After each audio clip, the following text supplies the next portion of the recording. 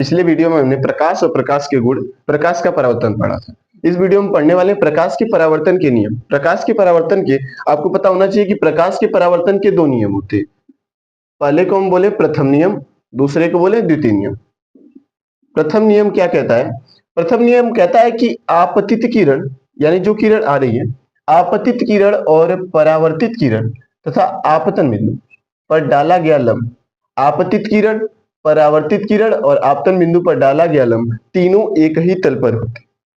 पहला नियम आपका कहता है कि आपतित किरण, परावर्तित किरण और आपतन बिंदु पर डाला गया लंब तीनों एक ही तल पर होते। जब दूसरे नियम की बात करेंगे तो दूसरा नियम कहता है कि आपतन कोण को हम I से प्रदर्शित करते हैं और परावर्तन कोण को हम R से प्रदर्शित करते हैं। तो दूसरा नियम कहता है कि आपतन कोण और परावर्तन कोण सदैव बराबर होते हैं। ठीक है, आगे इसी सीरीज में हम पढ़ने वाले हैं कि दर्पण किससे कहते हैं। दर्पण की परिभाषा की बात करें तो किसी पारदर्शी माध्यम के एक भाग पर कलई कर दी जाए। कोई पारदर्शी माध्यम है जिसके हम आर पार देख सकते हैं, उसे पारदर्शी माध्यम कहते हैं।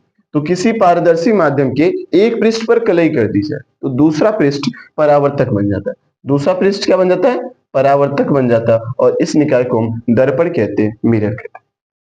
आपको पता होना चाहिए कि दर्पण दो प्रकार का होता है। एक को हम कहते हैं समतल दर्पण, दूसरा होता है हमारा गोलीय दर्पण। अगर आपसे समतल दर्पण की परिभाषा पूछी जाए तो यदि दर्पण का परावर्तक पृष्ठ समतल है तो उसे समतल दर्पण कहते हैं, और यदि दर्पण का परावर्तक पृष्ठ गोलीय है उसे गोलीय दर्पण कहते हैं। सपोज कीजिए गोलीय दर्पण का निर्माण कैसे होता है। जैसे सभी लोग गेंद जानते हैं, बॉल, अगर वह गेंद रबड़ की जगह कांच का बना यानी कांच का खोखला गोला, तो कांच के खोखले गोले को एक भाग से काट दिया जाए यानी इतना अलग कर दिया जाए और इसके एक भाग पर एक पृष्ठ पर कलई कर दी जाए, चाहे ऊपर कर दे चाहे अंदर कर दे। यदि किसी दर्पण के उभरे हुए भाग पर कलई कर दी जाए तो परावर्तन उसके दबे हुए या अंदर से होने लगता है, अ से अंदर और अ से अवतल। उस दर्पण को हम अवतल दर्पण कहते हैं। यानी गोली दर्पण दो प्रकार, एक अवतल दर्पण, एक उत्तल दर्पण। हमारा यदि दर्पण के उभरे हुए भाग पर कलई कर दी जाए तो परावर्तन दबे हुए भाग से होता है। इस प्रकार के दर्पण को हम अवतल दर्पण कहते हैं। और यदि दबे हुए भाग पर कलई कर दी जाए तो परावर्तन उभरे हुए भाग से होता है। इस प्रकार के दर्पण को हम उत्तल दर्पण कहते हैं। इसी सीरीज में दर्पण से कुछ संबंधित परिभाषाएं होती। जैसे अगर आपसे पूछ दिया जाए कि दर्पण का ध्रुव किसे कहते हैं, दर्पण का ध्रुव, तो जो दर्पण होता है, दर्पण के परावर्तक पृष्ठ, ये हमारा परावर्तक पृष्ठ हो जाएगा, ये अंदर का परावर्तक पृष्ठ, दर्पण के परावर्तक पृष्ठ के मध्य बिंदु को दर्पण का ध्रुव कहते हैं। इसे हम P से प्रदर्शित करते हैं। P से पोल होता है इसलिए हम इसे P से प्रदर्शित करते हैं। दर्पण के परावर्तक पृष्ठ के मध्य बिंदु को दर्पण का ध्रुव।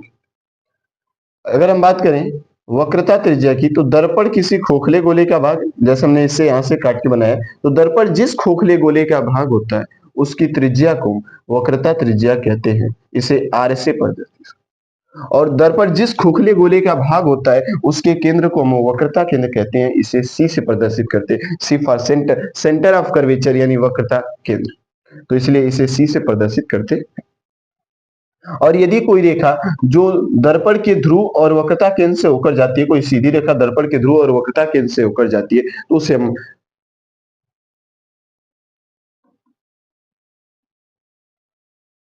मुख्य फोकस कहते हैं, मुख्य अक्ष कहते हैं, सॉरी, इसे हम क्या बोलते हैं? मुख्य अक्ष बोलते हैं। प्रिंसिपल एक्सिस, इंग्लिश में से बोलेंगे प्रिंसिपल एक्सिस। यानी ऐसी कोई रेखा जो दर्पण के ध्रुव और वक्रता केंद्र से होकर जाती है उसे मुख्य अक्ष कहते हैं, प्रिंसिपल एक्सिस कहते हैं। और दर्पण के मुख्य अक्ष के समांतर आने वाली प्रकाश की किरण जिस बिंदु से होकर जाती है, यदि समांतर किरण आ रही है तो किसी बिंदु से होकर जाएगी, उस बिंदु को हम फोकस कहते हैं, या मुख्य फोकस या फोकस। और दर्पण के ध्रुव P और F के बीच की दूरी, यहां से यहां तक की डिस्टेंस को हम फोकस दूरी कहते हैं। इसे स्मॉल f से प्रदर्शित करते हैं। उम्मीद करते हैं आपको इतनी बातें समझ में आई।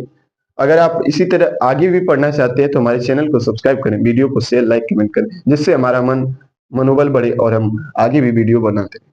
Thanks for watching.